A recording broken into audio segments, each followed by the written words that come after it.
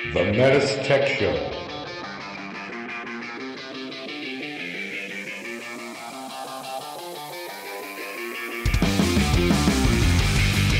Welcome to the METUS Tech Show, a show for HVAC professionals by HVAC professionals. The METUS Tech Show.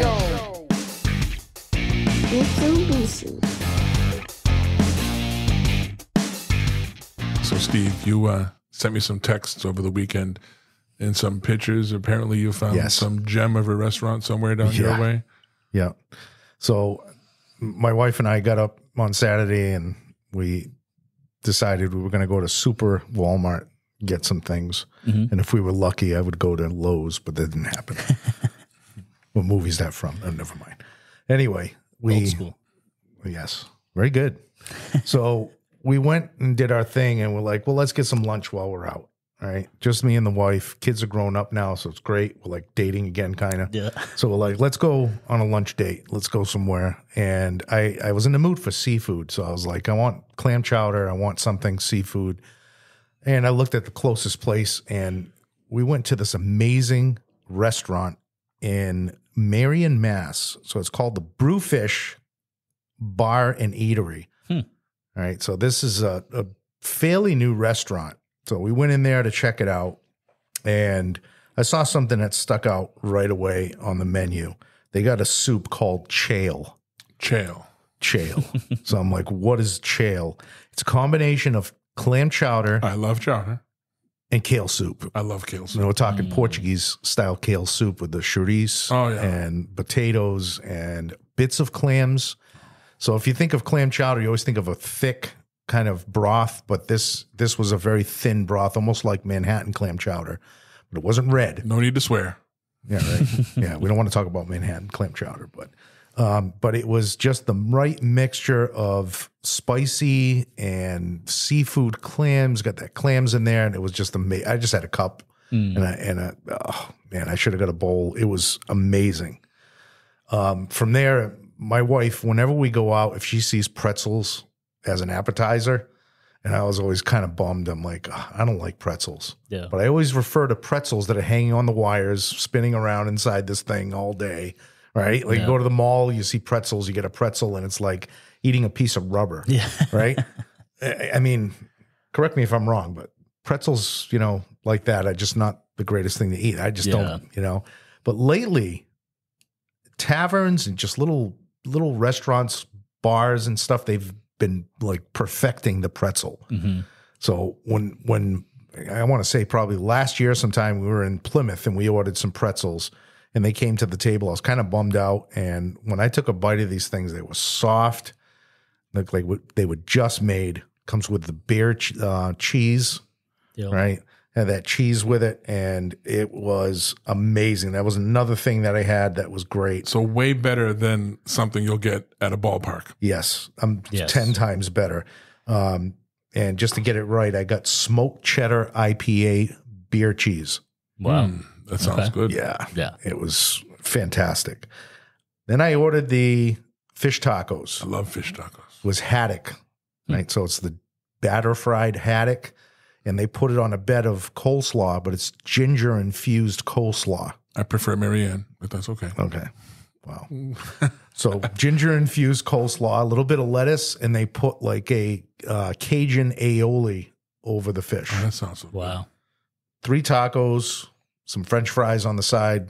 It was out of this world. Yeah, that sounds good. Yeah. My wife got the honey barbecue wings. What you think? Did you have one? At a fish place. You must have tasted it. I didn't have any of it. That's something Scott would do. But it was just out. So it was just a great lunch and just an amazing restaurant, Brewfish Bar and Eatery in Marion, Massachusetts. My mother-in-law does that. Take her to legal seafood, she wants a steak. You take her to a steakhouse, she wants seafood. And she's never happy, but whatever she gets. So. Yeah. I hope she doesn't listen. She doesn't listen. You're in big trouble. I know. Did your soup come with oyster crackers? Yes, it did. It's like makes or breaks a soup. Yeah. Sometimes you need them. You just need that cracker in there. Even if you don't put them in, you have to have them. Yeah, that's true. Yeah, I put them right in there. Yeah, me soak too. up the broth. So what was the name of this place again? So this was Brewfish Bar and Eatery in Marion, Massachusetts. So right off of Route 6. So next time you're going down towards the Cape, pull off the highway, and it's right on the corner of Route 6 and 105, Route 105. I know right where that is. Yeah. I'm going to have to go there. It's not too far. I can make it there in less than an hour. Yeah. Yeah, really, really nice restaurant. So that was my experience. Do you go anywhere to eat this weekend, Paul? No, I just cooked on my griddle Weber slate all weekend. But I'll tell you what, talking about the Cape, last week I was in Falmouth. Oh yeah, I went down there to Liam's Irish Pub. It's in Falmouth. Every third Thursday they have this big band playing. It's like a 16-piece big band orchestra. They sounded great. And we ate there. I ate there. The food was pretty good. But for breakfast the next morning, I stayed at the Falmouth Inn, and across the street is Mary Ellen's Portuguese Bakery. Oh, my. Already you can't go wrong. No, you can't go wrong. And I saw something on the menu I never saw before. It was it was under the sandwiches, and it said Kosoya omelet. So Kosoya, torresmos, it's this. You can take a pork shoulder real quick and you dice it up, you marinate it for a day or two, and then you put it in a pot like a Dutch oven and you just let it simmer. You keep going in there and stirring it, you let it sear, and then you simmer it. I'm talking hours, low and slow. Yeah. And this meat just falls apart. Well, they took this meat and they put it in an omelet, and then they took this omelet and put it in a Portuguese roll. I'm like, oh my. Yeah, so I have to confess here, that was my second breakfast of the day, because the friend we were with, my wife and I, were like, oh, we're going to get a coffee. And my friend's like, oh, there's a Dunkin' Donuts right down the street. We said, okay. And then we're at this Dunkin' Donuts, and my friend mentions, well, no, there's a bakery across from the hotel. It's a Portuguese bakery. I go, what? Then what am I doing here? So I had to go there and then try this again, but it was good. I ate half of the sandwich because it was my second breakfast, and I took the other half home to my son. My son's like, oh, how long of a drive is it there? I think an hour and a half. Is, oh, darn it. So I'm going back for that. Yeah, because Caserla, for those of you that are listening, it's basically pulled pork. Yeah. It's basically pulled pork, but there's different ways of cooking it. Like if you cut it up into chunks, you can have it with potatoes and just break it. It breaks apart with a fork. Yeah. Or you can just break it all up ahead of time. But it's marinated in wine and bay leaf, and garlic, and paprika, and garlic, and onion, pepper, and just all the good stuff, right? One other thing I wanted to point out that really caught my eye on this menu at the Brewfish was, and the waitress said that they're known for it. So I'm going to have to get it next time. It's called the Mac and Cheeses, not mac and cheese. So they got me with the mac and cheeses, right? So there's mac and cheeses. There's buffalo chicken mac and cheeses, and there's lobster mac and cheeses. So those three are on my radar for next time. So anyway, welcome to the METUS Tech Show, everybody. Here with Paul Shaves, hey everyone, Bryn Raptor, and Steve Pimentel. We're going to cover the 1500 error code.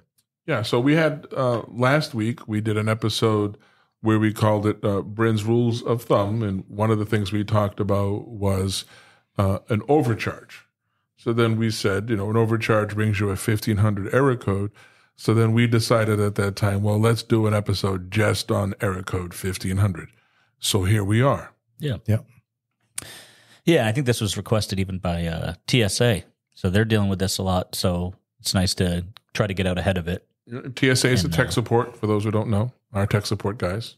Yeah, not the airport security. Correct. Yeah. All right. So 1500 error code, it just basically, as a definition, is that it's a refrigerant overcharge. So does our system know how much refrigerant? Does it have a scale in there somewhere that weighs the refrigerant? No, and that's what I try to tell the students all the time. It doesn't mean go and get your recovery machine and start pulling refrigerant out of the system. Right. Hold on a second, right? The system just thinks it's overcharged. But at the end of the day, basically, it's because it's not meeting target. Right. And that's what brings in this 1500 error code. And there will be some preliminary error codes we'll talk about before the 1500 actually locks the system out. Sure. So what can I look at in the system before I start to think that it's actually overcharged? What can I get out of the way? The simple stuff, right? Yeah. So, I mean, I think it'd be helpful to discuss what actually causes that 1500 error code. So the actual source of the 1500 error code, what parameters have to be met for that error code to happen is that our saturation point on this low side, TE, if our compressor shell is 18 degrees or less from that saturation point, it's going to go into that error code. So it doesn't happen right away. There's preliminary error codes like we talked about, but that's how it starts. So things to look at is just like anything else we talked about last week. We might want to look for a bypass. Why are we pulling back such cold refrigerant? So we want to look at our pressures, just like anything else. We want to see how our indoor units are performing. Do we have adequate superheat through our indoor coils? And then we might want to take a look at TH15 and our saturation point. What are they reading? How close are we to those within 18 degrees? You know, if our TH15, our compressor shell, is at, say, for example, 40 degrees, and our TE is 32, which is target, that's way too close of a number, right? What we're looking at is superheat, right? If our saturation point is 32 degrees, anything above that is superheated. If we're only 8 degrees superheated, that's a concern that we might be starting to pull back some liquid. Right. So if you think about it, dirty coils and filters, want to make sure those are all clean before we start worrying about this error code and to add refrigerant or thinking it's overcharged, right? That's a scenario that would bring in a 1500 error code. What about flooding? Yeah. We talked about it on the last episode, flooding.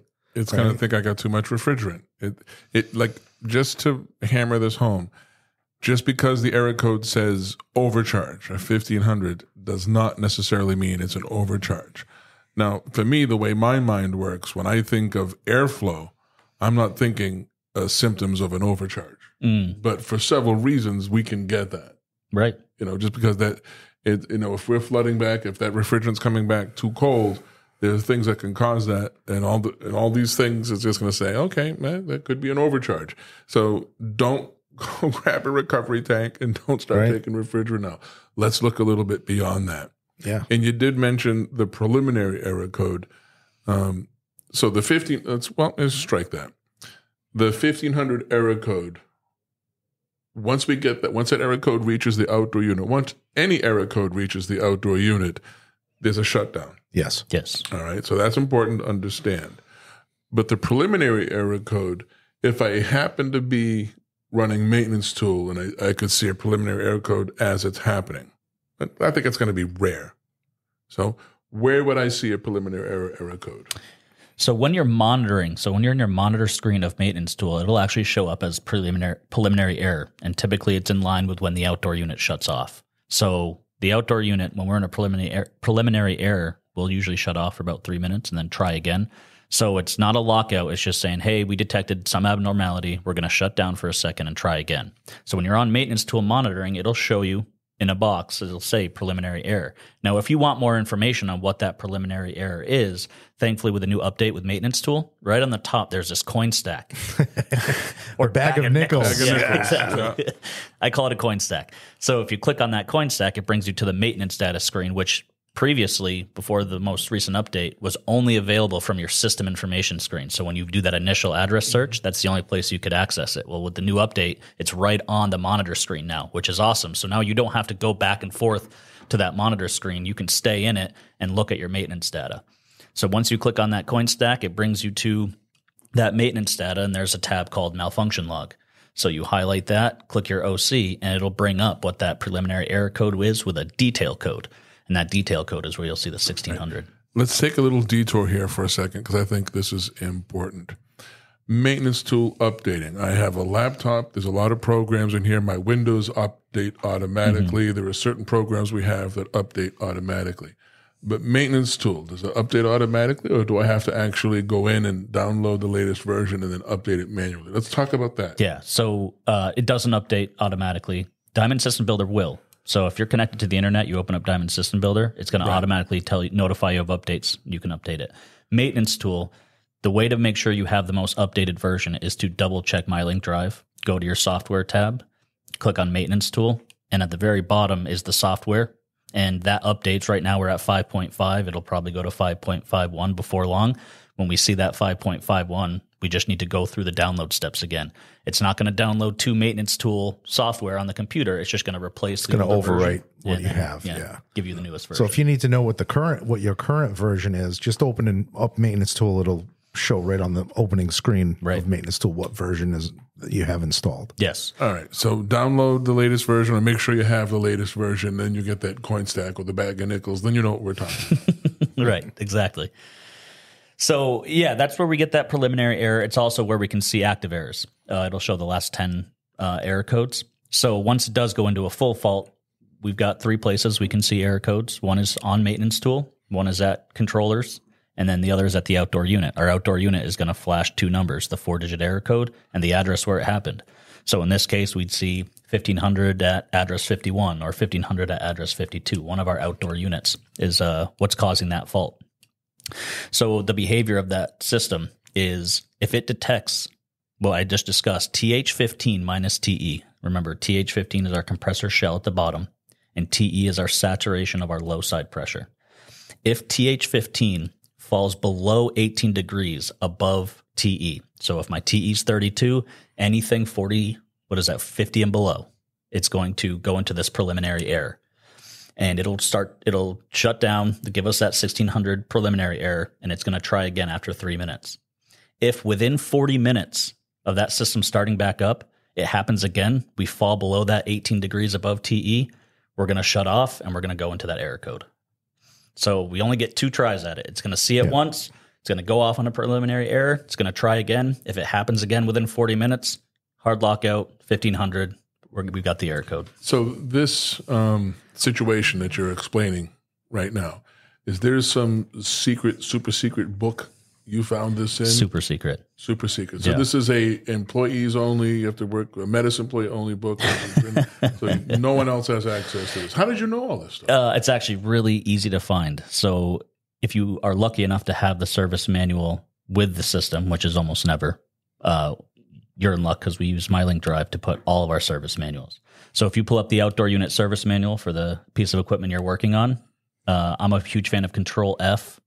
So that helps you find and sort through manuals. So you hold Control, tap F, it brings up a search bar, and the first thing I do is type 1500, and everything I just described is listed in order on what causes that. And that should work for any PDF. That's just a PDF thing for those who don't know.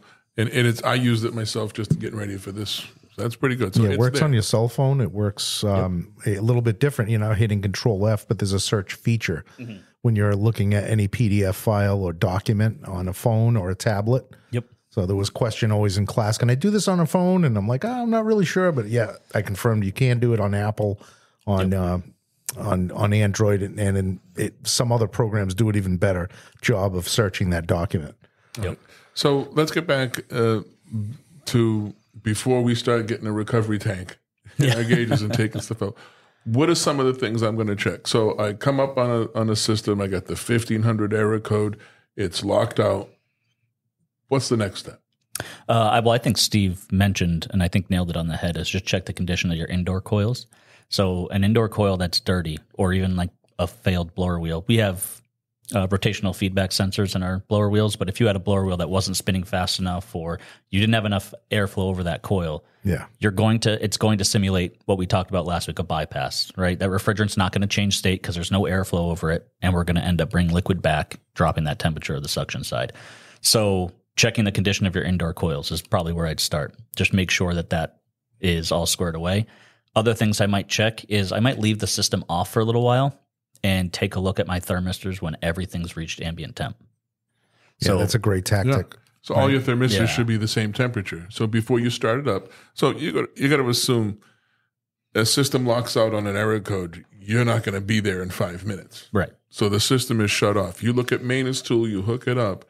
All the thermistors that are outside should all be the same temperature. I mean, within a degree or two. You're going to allow for some variances in the thermistors themselves, and everything inside should be roughly the same temperature. So if you see a thermistor that's way off, now you got to go looking at that because that could fool the system.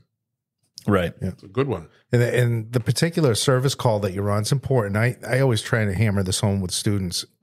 What is the scenario that you're on? Is it a brand new installation or is it an existing installation? Right. I always try and tell the students, what are you looking for in a brand new installation? Someone screwed something up. Yeah. Existing installation, I'm looking for a part that malfunctioned or something has malfunctioned along the way. Right. So knowing these things, right, I go out to a brand new system and I'm throwing a 1500 error code. Probably is overcharged. It probably is overcharged, right? So I'm going to start thinking, hey, I got clean fan coils, clean filters. I probably don't have a bypass. I'm going to assume all my parts are functioning correctly. Right. Valves are all open. Even if they were closed, I wouldn't get a flood back situation, you know? Right. So knowing the scenario, knowing the situation you're in when you show up on that service call helps a lot with troubleshooting, right? And if I know it's an existing installation, then I can start looking at, like you said, shut the system down for 20 minutes and then look at maintenance tool and look at all my thermistors across the board. They should all be within a certain range. If I'm going along and I see 71, 72, 78, 80, and then I see one at 140. Well, wait a minute, what's going on here? Or I see a negative 99 on a thermistor or something. Whoops, something's wrong here. Right. I got a short in a thermistor. There's a lot of things that you can do to diagnose that. Yeah. So just to finish up talking about the behavior of what would actually happen with the system. So we talked about if we go into that preliminary error, we'll shut down for 3 minutes and try again. If it happens again within that 40 minutes, it's a hard lockout, we're off on the error code. But what if it actually makes it beyond that 40 minutes? What actually happens is it goes back to step one. So let's say at minute 45, our TH15 falls less than 18 degrees above TE. We're at 17 degrees above TE. The system's going to go back to step one. It's going to shut off on preliminary error for 3 minutes. It's going to start back up and start that timer again. So that's that final step, is that if it does take more than 40 minutes but sees it again, we're going to go right back to the beginning and start monitoring. So if it continues to happen over 40 minutes, then you start to really have to do a lot more digging at that point, because you may not get the error code, but it's clearly something's going wrong. Good things to know. So in the service manual, there's also a section called cause, check method, and remedy, right? So this is basically listing 3 steps that you're looking at. The first step being overcharged system. What are we looking at? But there are other things that could be fooling the system into thinking it's overcharged and throwing that 1500 error code, like thermistor input circuit failure on the control board. We can look at that as almost an open thermistor, shorted thermistor, right? And then number 3, faulty mounting of the thermistor. Yep. How many times have you seen thermistors come out of the holster that they're supposed to be sitting in? Yep. That little saddle that, you know, anything's possible. You can have a service tech before you might have knocked a thermistor off out of place. Or replaced one.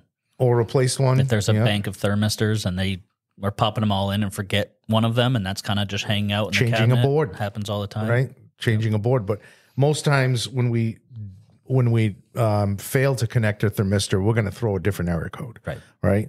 So we have to think of those things. But a TH4 thermistor just hanging in the breeze, you know, things like that we have to take a look at.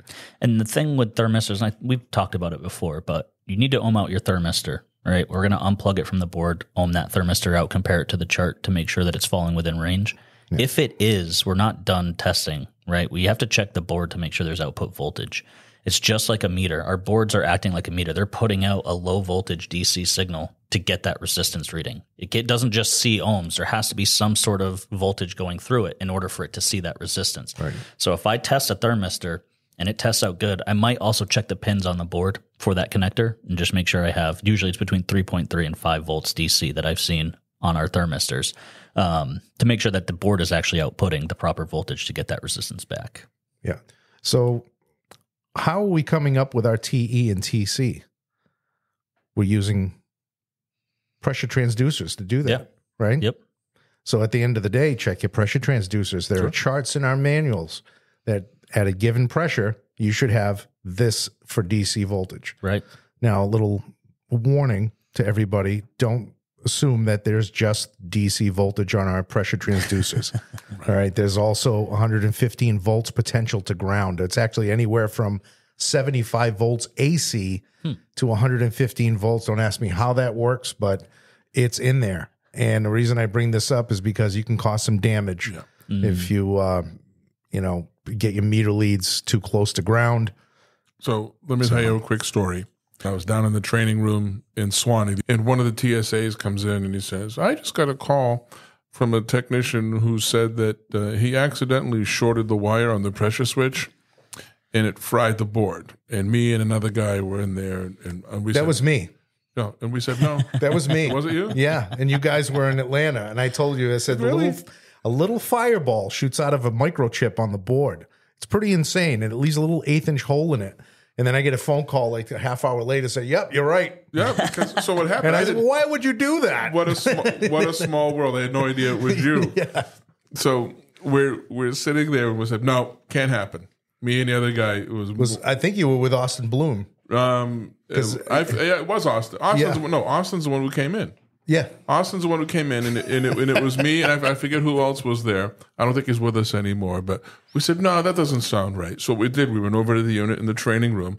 We took the pressure switch wire with the power was on, and we shorted it. And boom, we let the smoke out of the All you board. got to do is just take one of those pressure switch wires and touch it to a copper pipe. Yeah, And you get this phenomenon. Stay away. Put safety glasses on. Don't do this at home, folks. that's crazy that it was you, and it was me and Austin down there. It was like we were both like, that doesn't sound right. It can't happen. Live and learn. And I remember Austin calling me and said, yeah, you were right. I said, you actually did it? You didn't take my word for it.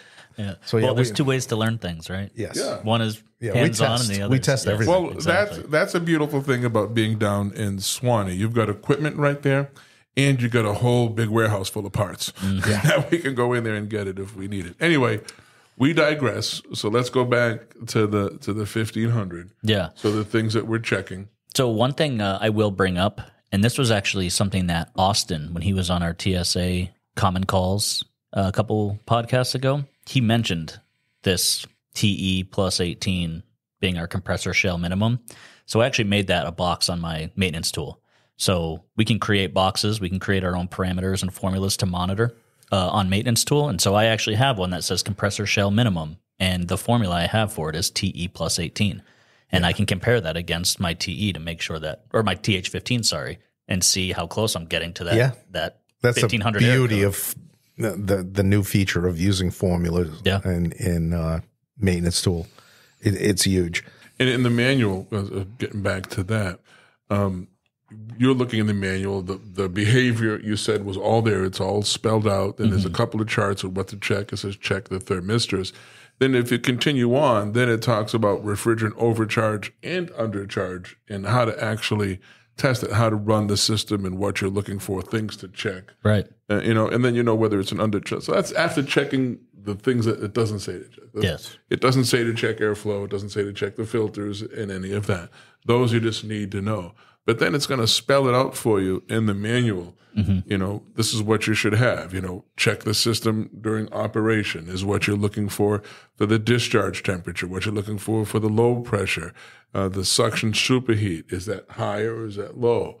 And it kind of narrow it down. So use these manuals, the service manual, and that Control F is huge because the service manual for an R2 system is 578 pages. Yep. Right? And you don't need to go looking through all 578. Hit Control F, type in the 1500. Yeah. Right? Backspace and type in overcharge. Type in undercharge. And just keep clicking next. There's a couple of arrows that'll show up, go next. It brings you to every time overcharge is mentioned in the manual. So that is a huge feature. It's a time saver. Yeah. And then, of course, once you get to the point where you've tested all of the potential issues outside of overcharge, if everything is checking out, you do have to pull the charge.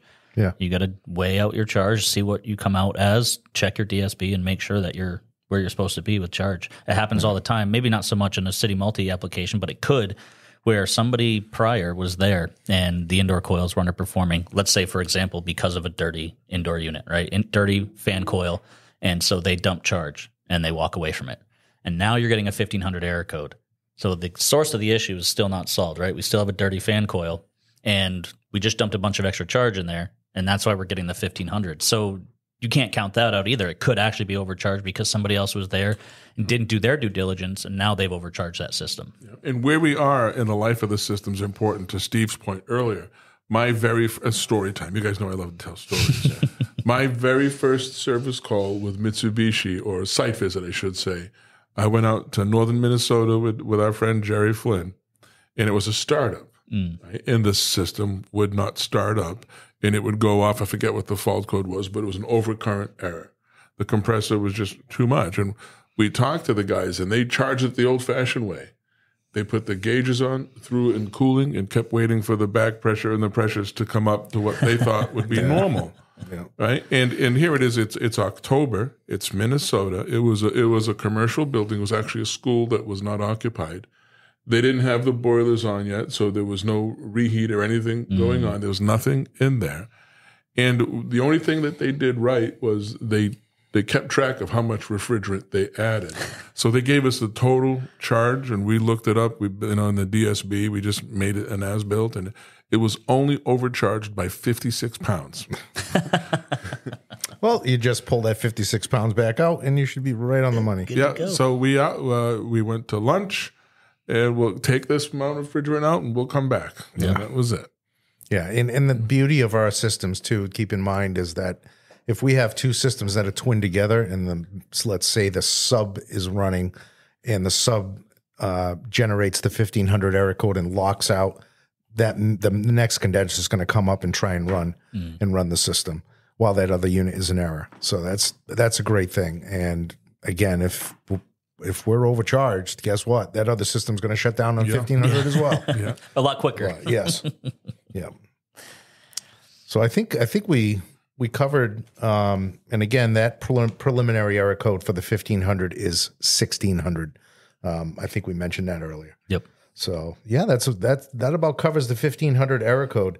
Now we got tech support in Atlanta that they constantly use TeamViewer, and they'll be able to log into your computer and see what you're seeing on Maintenance Tool. Just amazing help that we have. And biggest thing is, remember to be ready when you call tech support. We don't want to waste your time, right? Out in the field, have your gauges ready, have Maintenance Tool ready, have your meter ready, have everything ready to go when you call tech support. It just speeds along the process. Yep. Right? Yep. All right. I think this was good information, Bryn. The guy, Bryn, for those of you who don't know, Bryn's a prodigy. He's only 17. Yeah, he's just a genius. No, I call him sound 17. I call him the rock star. Well, you're considerably younger than Steve, so like I'm saying. But I call him the rock star. And the thing that, I don't want to embarrass Bryn here, but the thing that makes him a rock star is he's not afraid to look in the manuals and study the manuals. And that's what it takes. You want to be an expert in this field, you need to devote the time to look in these manuals and know what's going on and put your hands on the equipment. Yeah, when Bryn was born, he came out with an umbilical cord and a set of gauges. Yeah. So everybody knows. You're right. All right. So I went to over the weekend this place called Woods Hill Table in Concord. You ever been there? It's in Concord, Mass. Concord, Mass? Yeah. No.